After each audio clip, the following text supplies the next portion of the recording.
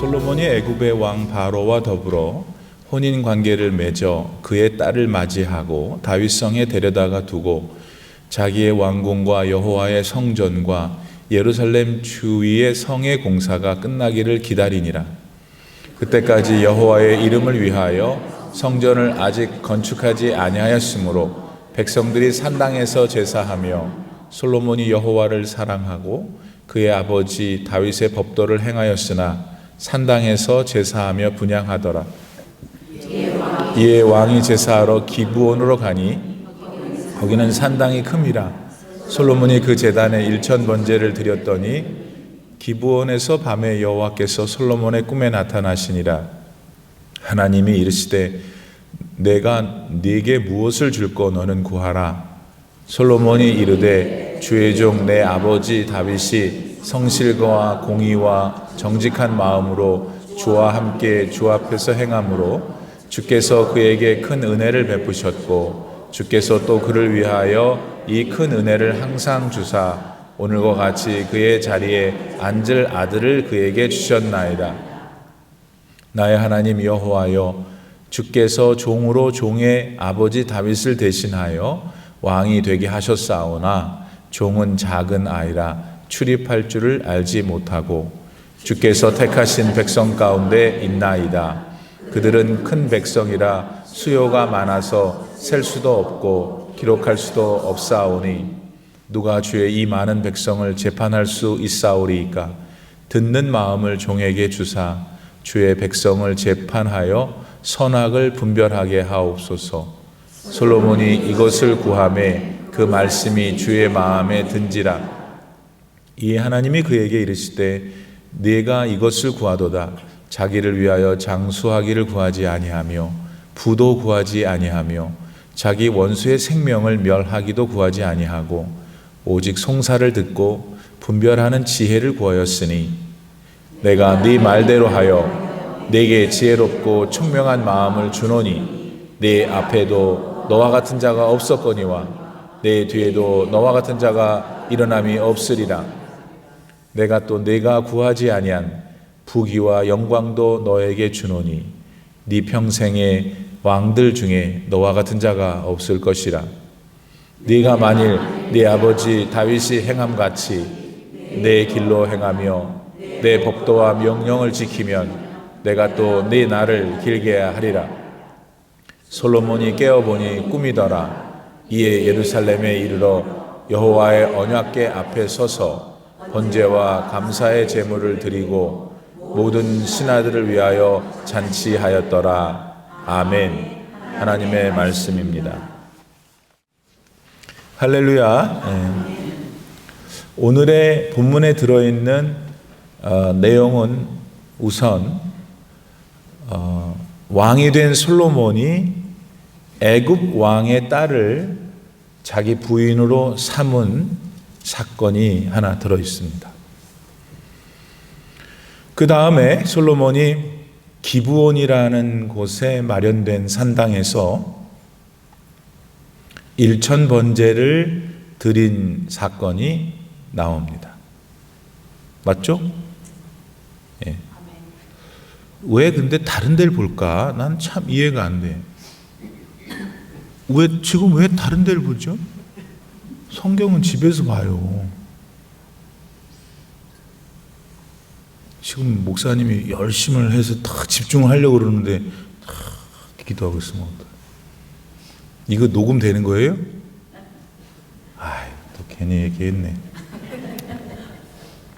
그래도 서울에서 보는 분들이 많단 말이에요. 그러니까 우리 교회 창피하지 않게 해야죠. 또 까먹었잖아요. 뭐 하려고 했는데.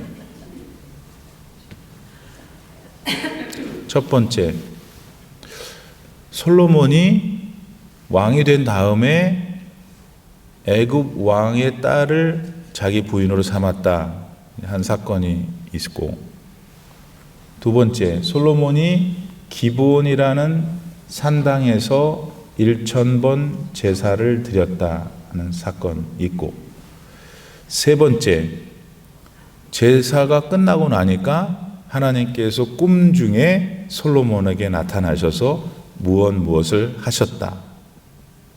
세 번째. 네 번째, 그 꿈에 반응하시는 하나님을 보면서 솔로몬이 기뻐서 잔치를 베풀었다, 백성들한테. 이게 열왕기상 3장 1절에서 15절에 들어있는 전체 사건입니다. 이 사건들이 그때 당시에는 어떤 의미였을까요?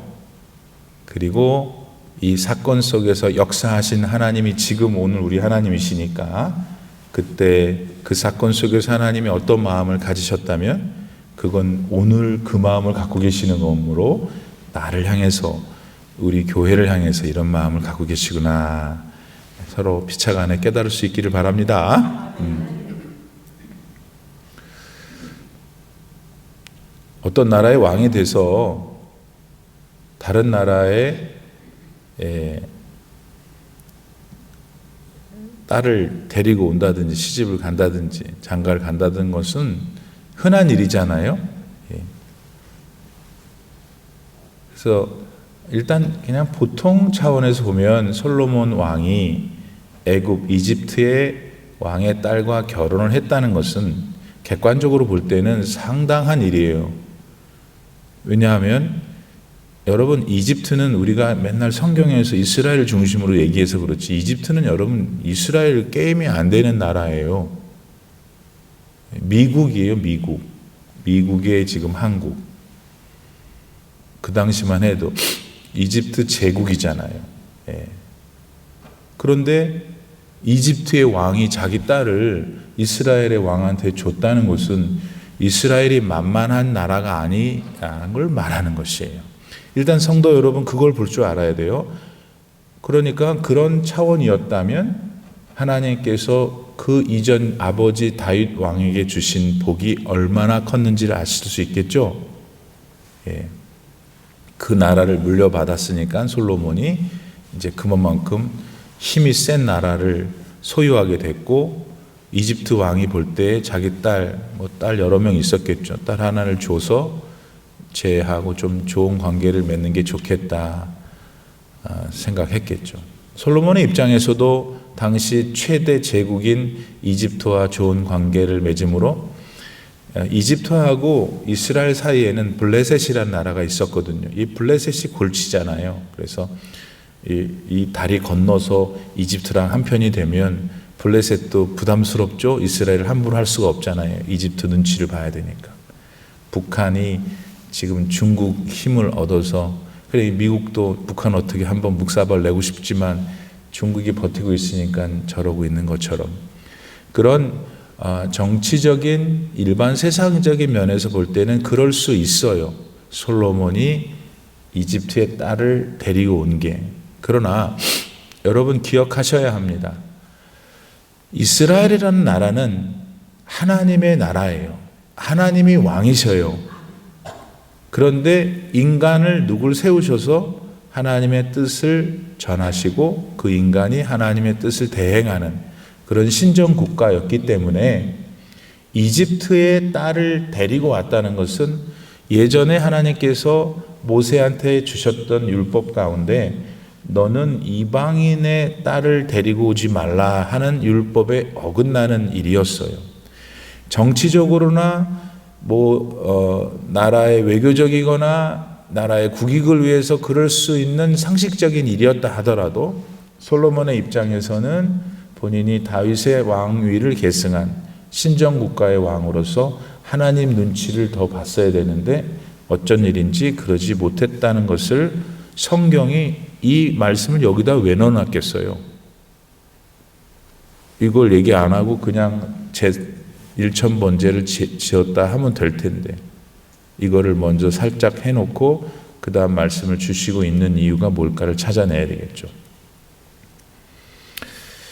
여러분, 결국 어떻게 됐냐면 솔로몬이 이집트의 왕의 딸을 데리고 와 장가를 든 후에 그것이 버릇이 돼가지고 나 모르겠다는 아니었겠지만 시돈의 딸도 데리고 오고 어디에 딸도 데리고 오고 아주 동네 주변에 있는 나라의 딸들은 다 데리고 와버렸어.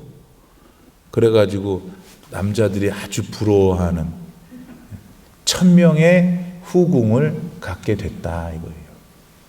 좋았겠죠. 근데 여러분 잠깐만요. 처음에 이집트 왕의 딸을 갖고 온 것이 시작했는데 그걸 영적으로 볼 때는 왜 그렇게 했지? 이거 큰 일이 생길 텐데 이런 정도였는데 결국 큰 일이 생기죠. 솔로몬은 처음에는 오늘 본문에 나타나는 것처럼 일명 좋은 왕이었어요. 그런데 나중에 보면은 하나님이 죽이고 싶어 하세요. 그런데 아버지 다윗 때문에 죽이지를 못하시고 내가 너를 죽이지 않겠다. 그러나 네 아들 때에 가서 내가 벌하리라고 하시거든요. 이렇게 된 것이 어디서 출발했냐면 처음에 이집트 왕의 딸을 데리고 온 하나의 사건, 영적인 긴장감, 하나님에 대한 눈치를 안 보는 순간, 그리고 우리가 계획을 세우고 그 일이 또 성취까지 됩니다. 여러분, 우리가 하나님 없이 이렇게 하면 하나님께서 어떻게 생각하실까 생각 없이 계획을 세우고 또 대부분의 경우 그런 계획들이 또 잘 돼요. 근데 결국은 그것이 내 인생을 마지막에 망친다라는 사실을 명심하셔야 돼요. 두 번째, 어떤 사건이었죠? 이제 보니까 말씀을 쭉 읽어보니까 이제 기브온에 가서 솔로몬이 제사를 드려요. 근데 몇 가지 좀 우리가 정리를 할 필요가 있어요. 기브온이라는 산당, 오늘 성경에 보면은 모모헤스나 제사는 산당에서 드렸다라고 뉘앙스가 마음에 안 드는 거예요. 그래서 이제 많은 주경학자들이나 많은 목사님들이 이 부분을 가지고 이런 산당 가서 무당처럼 했다 이렇게 이제 비난을 하기도 해요. 근데 글쎄요, 그거는 그렇게까지 생각할 건 없지 않을까. 왜냐하면 여러분 이 당시에 지금 솔로몬이 1000번 제를 A라는 산당에서 드릴 때에는 성전이 없었어요. 성전이 지어지고 있는 중이었고 솔로몬과 이스라엘 백성들이 다 함께 그걸 기다리고 있는 때 그럼 어디 가서 제사를 드려요? 오히려 기브온 산당이라는 곳에서 제사를 드린 것에 대해서 나무라기 전에 그런 환경 속에서도 솔로몬이 기브온이라는 산당에서조차 하나님께 제사를 드렸다라는 것이 더 옳아요.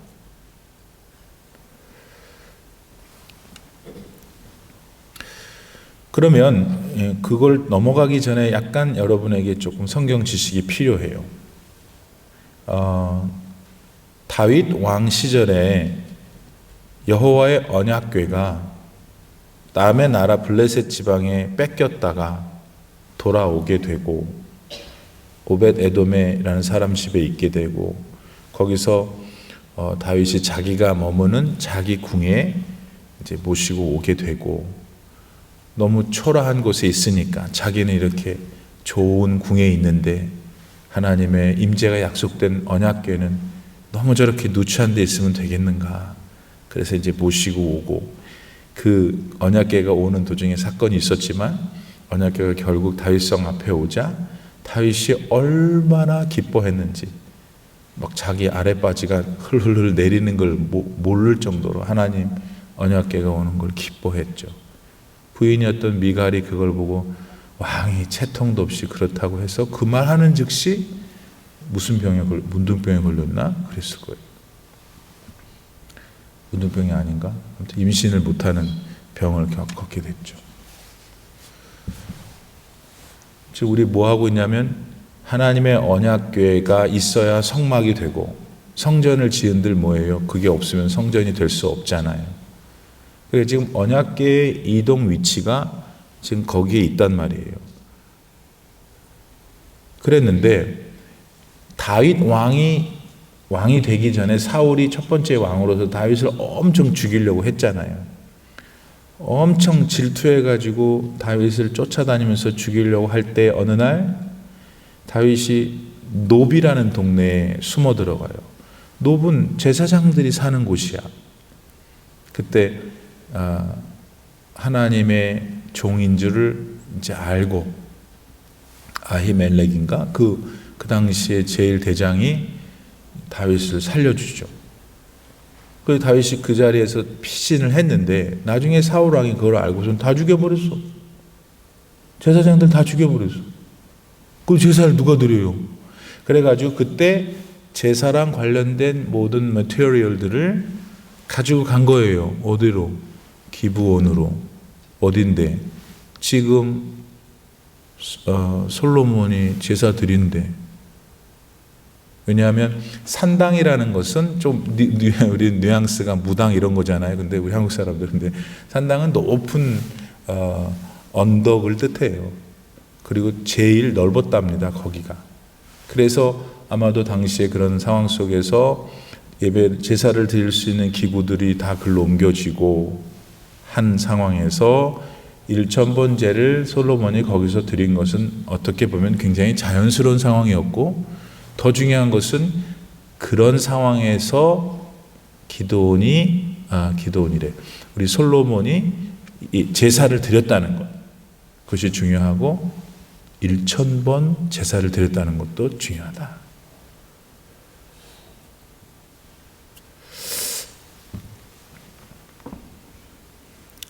그런데 먼저 이 사건에서 우리가 생각해야 될 것은 솔로몬 왕, 그 다음에 뭐 그분과 함께 일했던 모든 캐비넷 관료들이 있었을 거고 이스라엘 백성들이 있었을 때 이 사람들 모두가 다 기브온 산당에서 제사를 드리는 그 시점에도 무엇을 오늘 본문에 기록하고 있냐면 그들 모두가 다 성전이 지어지기를 기다리고 있었다.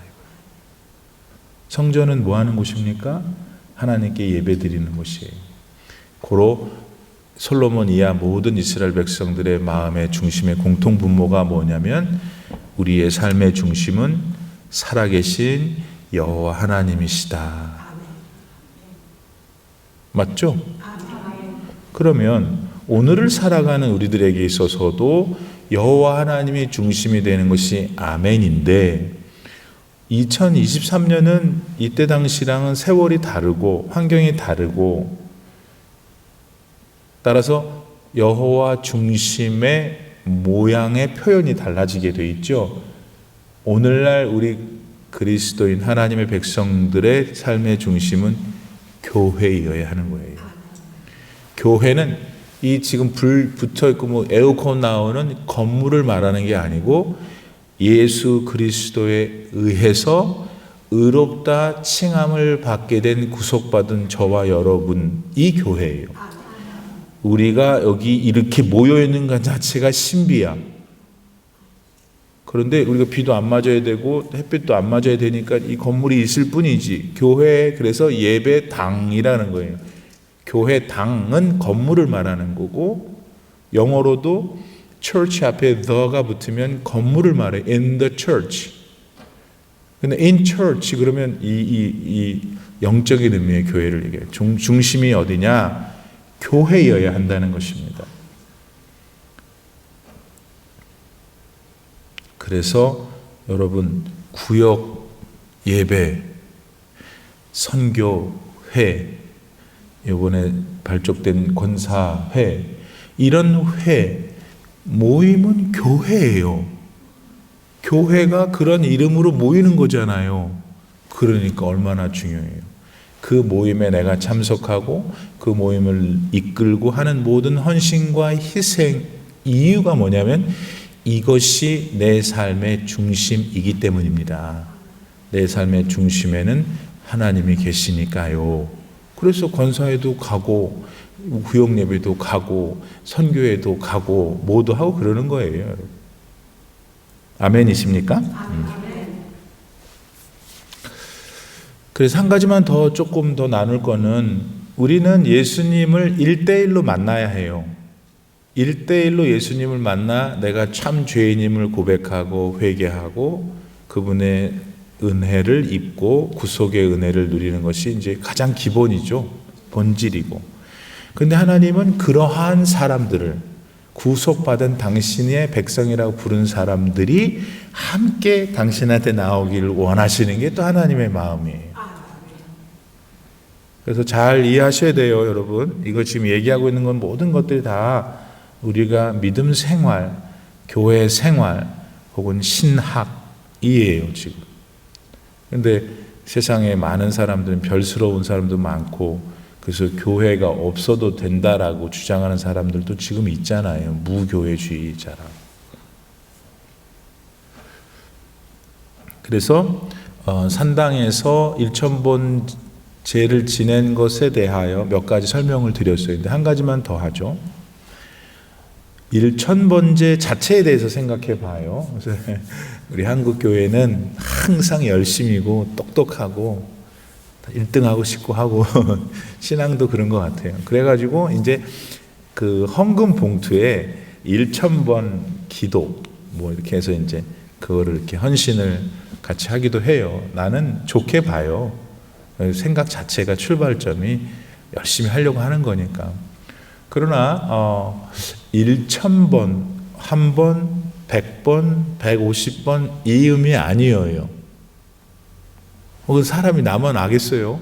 왕이 자기 일도 봐야 되는데 어떻게 매일 가는 곳 매일 1000번 1000일을 가서 제사를 드리겠어? 그런 1000 times sacrifices가 아니고 1000번 제물을, 그러니까 1000번 제물, 1000마리의 제물을 바쳤다는 거예요.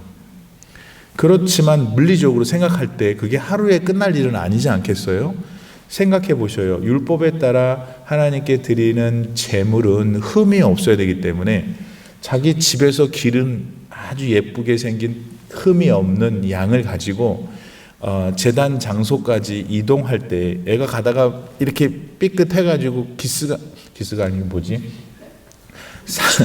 상처가 났으면 그거는 안 되는 거야. 본인이 알잖아요. 그러니 여러분 1000마리를 흠이 없는 녀석을 하나님 앞에 드리려면 얼마나 정성이었겠어요. 얼마나 많은 사람들이, 솔로몬은 물론이고 고생을 했겠어요. 그런 열정, 하나님에 대한 dedication, 헌신이 1000번, 1000마리의 제물을 드리는 현장에서 여러분 느껴야 되는 거예요. 그러니까 우리도 자세히 목사님 설명을 들어보니까 오명숙 집사님 자다가 눈 떴는데 얼마나 정성이 있다고 맞다 생각이 들잖아요. 그렇죠? 그러니 정작 그 제사를 받으신 하나님이 얼마나 기분이 좋으셨겠어요. 아니 그러니까 꿈에 나타나신 거 아니에요. 너 뭐 원하냐고.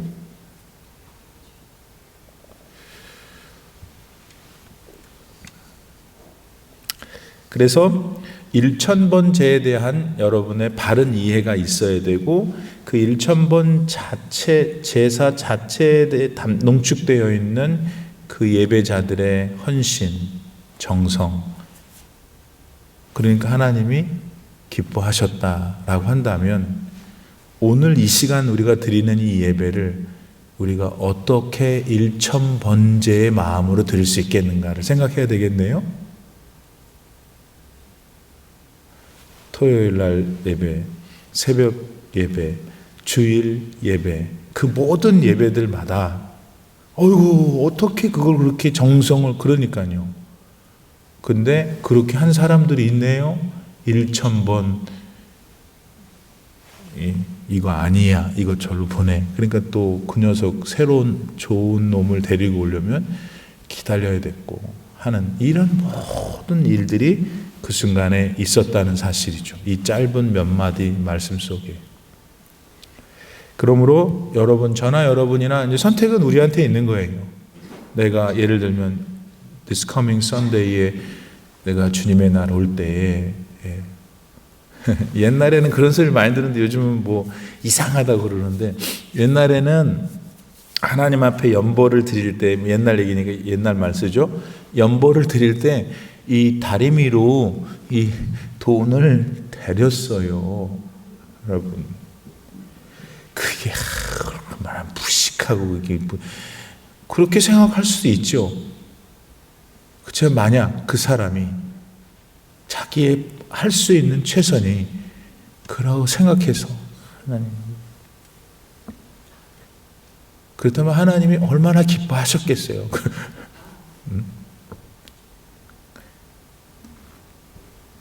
한국교회가 그래서 한국이 축복받은 거예요. 그런 분들이, 우리 믿음의 선조들이 있었기 때문에. 자, 다음으로 이제 그런 산당 제사를 드렸던 솔로몬에 대해서 좀 생각해 보죠. 솔로몬이 뭐라고 그러냐면 3절에 솔로몬이 여호와를 사랑하고, 누가 사랑했다고요? 솔로몬이 여호와를 사랑한 거예요. 하나님이 여호와를 사랑한다는 표현이 아니고, 그렇잖아요? 네. 오늘 좀 여기서 한번 같이 고백해 볼까요? 여러분은 하나님 사랑하세요? 네. 그거 다시 사랑한다는 말이 좀 어색하죠? 네. 그래서 하나님한테 사랑한다는 말도 잘 못해요, 우리 한국 교인들은. 그렇지만 마음은 사랑하잖아요. 그러면 솔로몬은 왜 하나님을 사랑하게 되었을까요? 하나님이 걔를 사랑하셨기 때문에. 자기 아버지와 밧세바 사이에서 자기가 태어난 걸 알잖아요. 몰랐겠어요? 그럼 자기의 또 여러 아들 가운데 자기 서열도 별로야. 좀 전에 우리가 배웠던 대로 얼마 전에 자기 형이 되는 아도니아도 왕이 되겠다고 저렇게 난리를 치고서는 했는데, 어째서 나냐고. 어째서 솔로몬이 생각한 거예요, 자기 혼자. 어째서 왜 내가 아버지 다윗의 왕위를 계승하는 사람이냐고. 그건 알 수가 없는 거지, 본인이. 근데 솔로몬이 적어도 자기 주제를 알았는데 주제에 넘게 하나님이 자신에게 나라를 맡기고 지금까지 살려주신 것, 너무 감사한 것이죠. 하나님의 사랑을, 하나님의 은혜를 솔로몬은 알았어요. 그러니까 하나님을 사랑했다고 말한 거죠. 사랑하는 여러분, 여러분은 어떠냐고. 나는 솔로몬이 아니라서 지금 삐졌어요?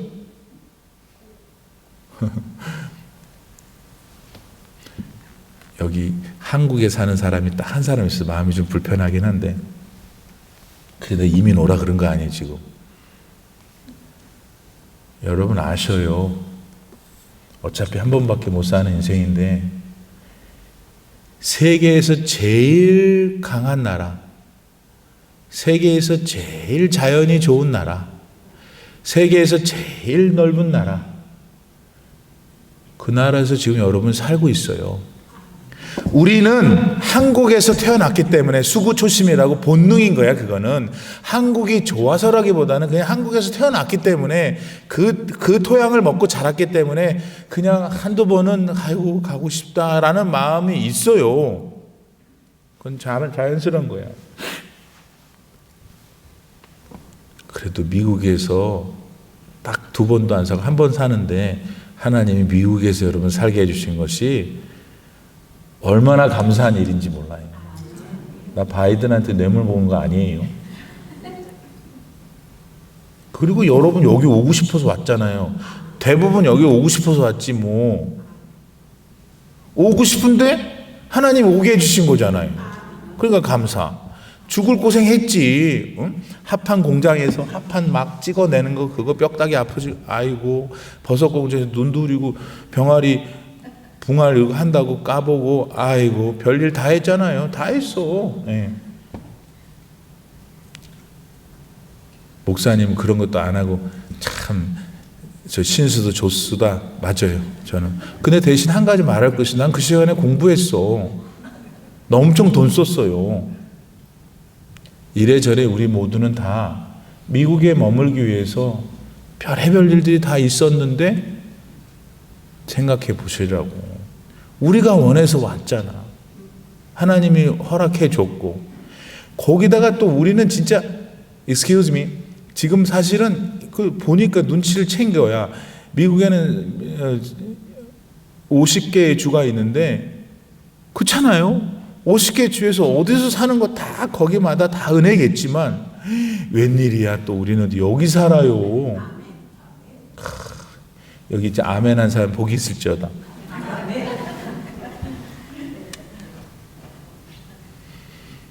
본문으로 돌아와서 솔로몬이 여호와를 사랑한 거는 지가 하나님의 사랑을 받았기 때문인 거예요. 그러니까 하나님의 사랑을 받아서 하나님을 사랑하는 것을 하나님이 원하시는 거예요. 다른 게 없어요. 그리고 하나님 잘한다고 하는 거예요, 솔로몬한테. 근데 왜 우리는 이러냐고. 혹시 여러분 가운데 어떤 사람은 왜 인생의 그 골치 아픈 문제만 생각하냐고. 그 문제가 없어질 수는 없지만 우리 삶이니까. 그러나 그 문제를 이겨낼 수 있는 가장 빠른 길은 그래도 I am so thankful for God. 그렇게 하셔야 해요. 그러니까 실제로 그랬으니까 하나님께서. 그런데 한 가지만 더 명확하게 얘기하고 마무리하죠. 근데 목사님, 솔직히 저는 지금 그래요, 그렇죠? 세상의 기준으로 볼 때 저 사람은 더 잘 살고 저 사람은 더 이렇게 우리가 느낄 수밖에 없어요. 근데 진짜 하나님은 기가 막히신 분인 거예요. 그런 사람조차도 입을 다물게 하시잖아요. 왜?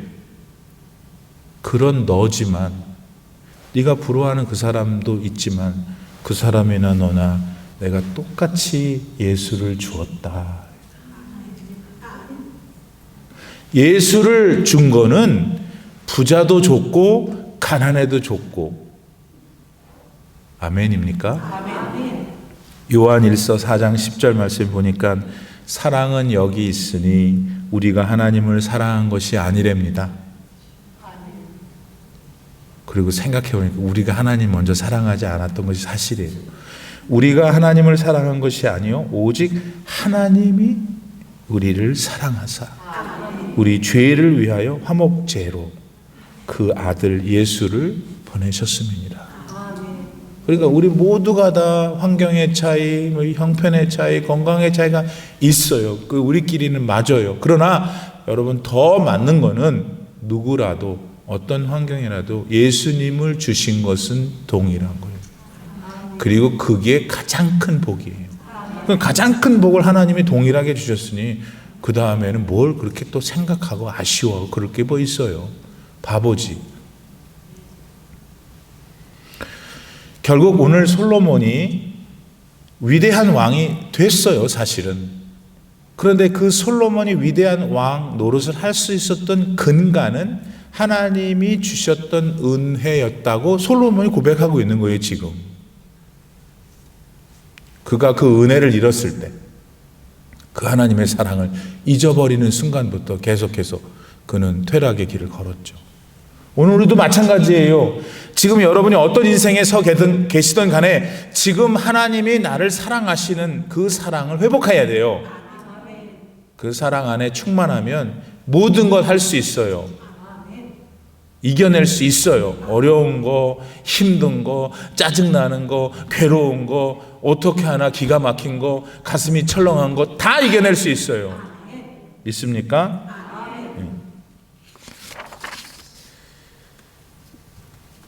마지막으로 솔로몬은 꿈에 나타난 하나님께 하나님 이것 주세요 그랬어요.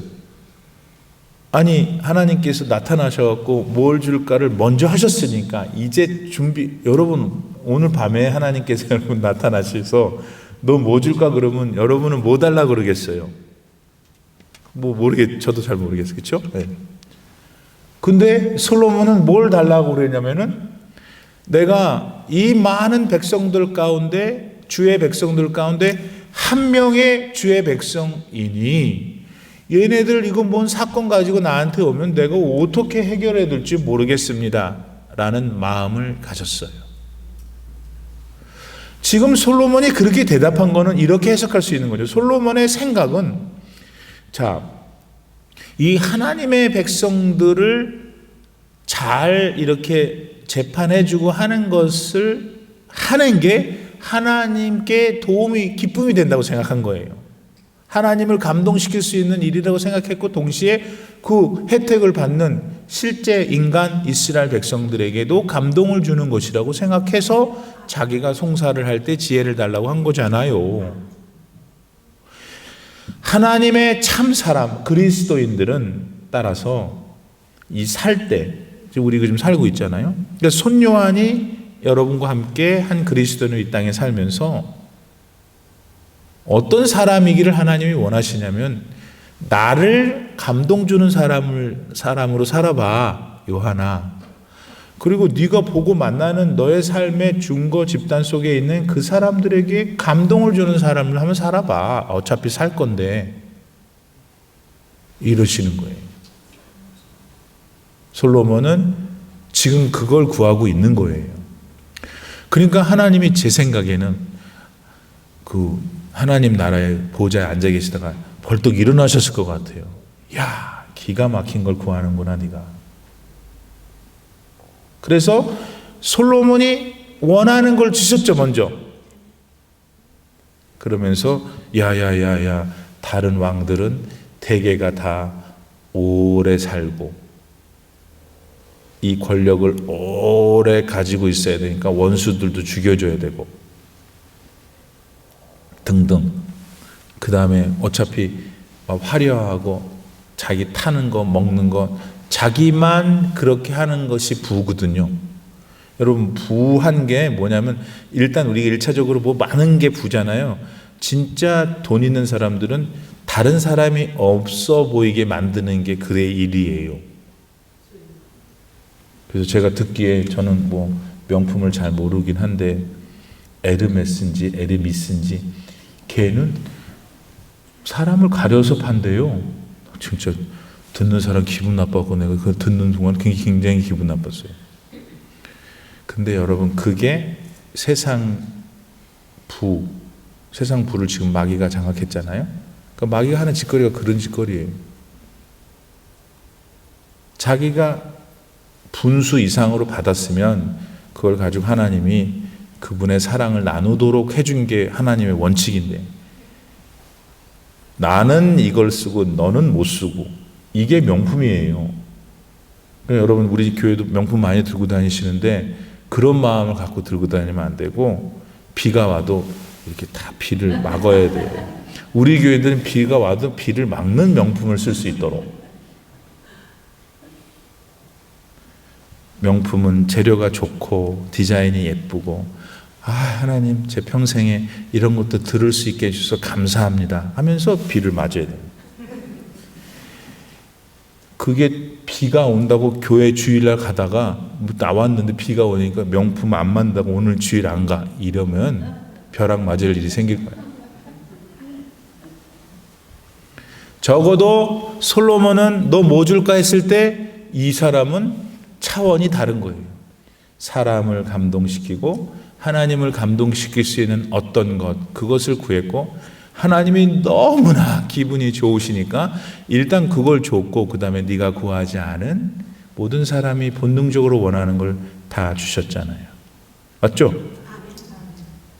그러니까 우리도 그렇게 하면 하나님이 명품도 주시고 명차도 주시고 또 오래 살기도 하시고 진짜 참 좋은 거 많이 주시겠네요. 나는 우리 교우들이 그래서 그 믿음 때문에 하나님이 너무 기쁘셔서 막 부어주시는 복을 누리시기를 바랍니다. 진짜 마지막으로. 그런데 14절 말씀에 보면 하나님이 뭐라고 그러시냐면, 네가 만일 네 아버지 다윗이 행함같이 너의 길로 행하며 나의 길로 행하며 나의 법도와 명령을 지키면 내가 또 네 나를 길게 하리라. 이 얘기를 시간이 없어서 거꾸로 얘기하면, 만약 네가 네 아버지 같이 행하지 않고 네 맘대로 살면 네 나를 짧게 하리라는 것과 같은 말이에요. 우리는 하나님께 은혜와 축복을 받는 것에만 맨날 매달려 있어. 그거 잘못된 거 아니에요. 그렇게 하세요. 그러나 받은 은혜와 축복을 지켜야 될 거 아니에요. 보존해야 될 거 아니에요. 내 삶에 여러분, 하나님의 은혜와 사랑이 또 넘치는 것도 필요하지만 이미 받은 걸 뺏기면 안 돼요. 왜 가만히 있지? 정적이 흐르지? 얼마나 지금 안 뺏기고 싶으니까 말을 안 하는 거예요. 솔로몬한테 하나님이 하시는 여러 말씀 중에 축복해 주시고 엄청나게 해 주셨어요. 우리는 진짜 할렐루야 아멘이고 나도 그렇게 되길 바라고 있어요. 그런데 명심하시라는 거예요. 그것을 주신 분이 하나님이시기 때문에 가져가실 분도 하나님이신 거예요. 그리고 왜 주실 하나님 눈치만 보냐고요. 가져가실 하나님 눈치도 봐야지. 그게 지혜잖아요. 솔로몬이 적어도 초기에는 그렇게 했어요. 사랑하는 성도 여러분, 오늘 4가지 사건 속에 여러 이야기를 같이 나누었어요. 하나님께서 성령 가운데 저나 여러분에게 주신 마음이 있으실 거예요.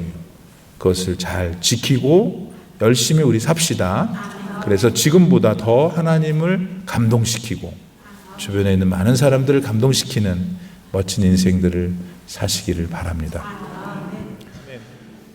지금은 우리 구주 예수 그리스도의 무한하신 은혜와 우리 아버지 하나님의 참 한량없는 그 크신 사랑과 우리 안에 내주하시면서 예수님의 마음, 하나님의 생각을 알려주시고 인도해 주시는 성령 하나님의 교통하심이 솔로몬의 삶을 보면서 하나님이 내게 주시는 말씀 깨닫고 그대로 실천하며 살기를 결단하여 세상으로 나아가는 아버님의 귀하신 자녀분들 머리머리 위에 이제로부터 영원토록 함께 계시기를 간절히 축원하옵나이다. 아멘.